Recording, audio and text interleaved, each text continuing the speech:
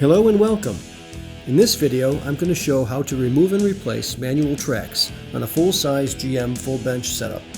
Unlike power bench setups, these manual tracks are pretty easy to remove from the car, even if stuck, with just a 1/2-inch box wrench. I've already removed this bench and want to demonstrate the steps necessary to get to the front and rear bolts that hold the track to the bench seat. You'll first want to remove the large spring from the track assembly. I chose to start on the passenger side track, but it really makes no difference. Once the spring is out of the way, you'll want to remove the cable that joins the two release levers on both sides.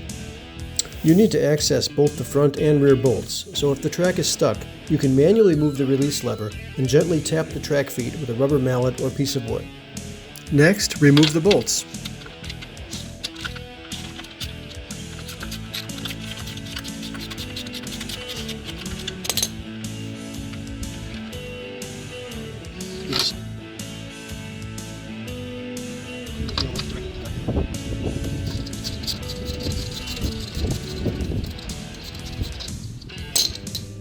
Onto the other side, we're going to loosen the front bolt first and go onto the rear bolt.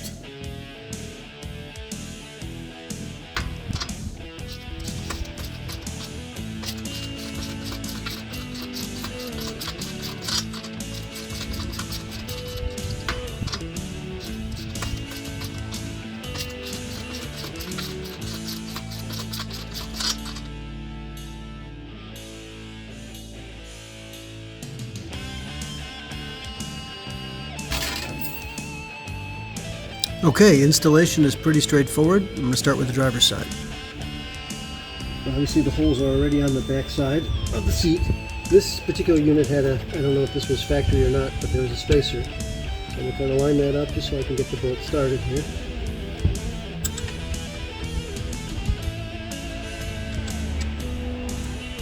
And I'll slow down just a little bit, and now you want to carefully move the seat track so you have access to the back bolt. Start the bolt.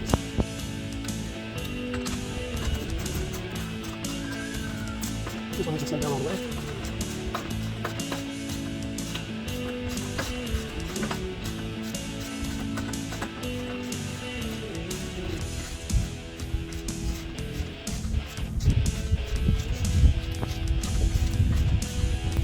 Move the track back again so we can get to the front bolt.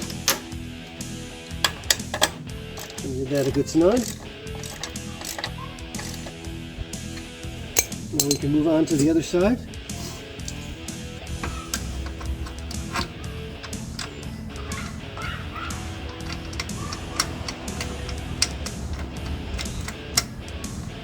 That's definitely in. Let's get a couple more revolutions there. Get access to that back bolt.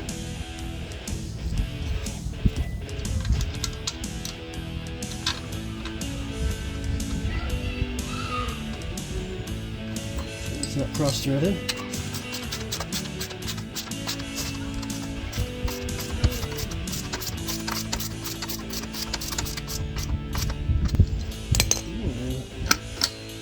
Get access to the front.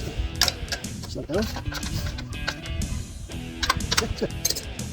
Okay, now we want to make sure that the seat is, the tracks are slid all the way backwards because we're going to be installing the springs, and they're under a lot of tension, so we want it to be the least amount of tension possible. There's usually a back slot on these seats. That's where the spring end goes. The other one goes on a lower hole here on the foot. It's actually the most forward foot you can do that by hand when it's side first. And this side in, that in, done. Now before you put there's a wire that connects the two sides together, and that you pull the lever. When you actually pull the seat, you'll pull the lever on both sides. So we're going to hook that up. The one end goes here,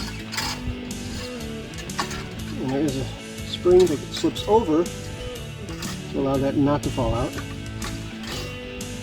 And there is this apparatus here, which we're going to do after we hook this up.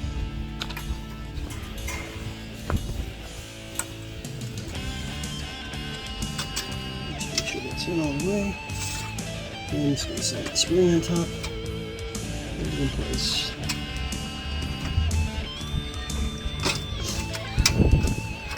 There is a hog ring on here, except we lost it. Yeah. The hog ring's going to hold it in place here. I'll probably wait on that because there's an area that it's got to tuck in and out of here. Manipulate it just a little bit. Now it's in place. I like to put a little grease on here, some Vaseline or any kind of grease that won't stain the inside of your car, and you'll be very sad. And then just close this up so it doesn't fall out.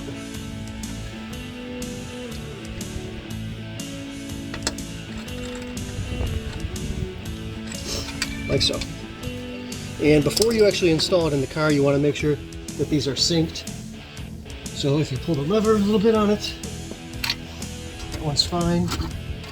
And now this one's fine. So both the gaps are the same. You'll thank me later for that. So that's it. Then you pop it in the car and test it out. Make sure that it travels in both directions freely, no obstructions. Again, you want to make sure that this is greased up a little bit so it can slip on here. Last thing you want is that to get snagged and bent. And then you're good to go. Thanks for watching.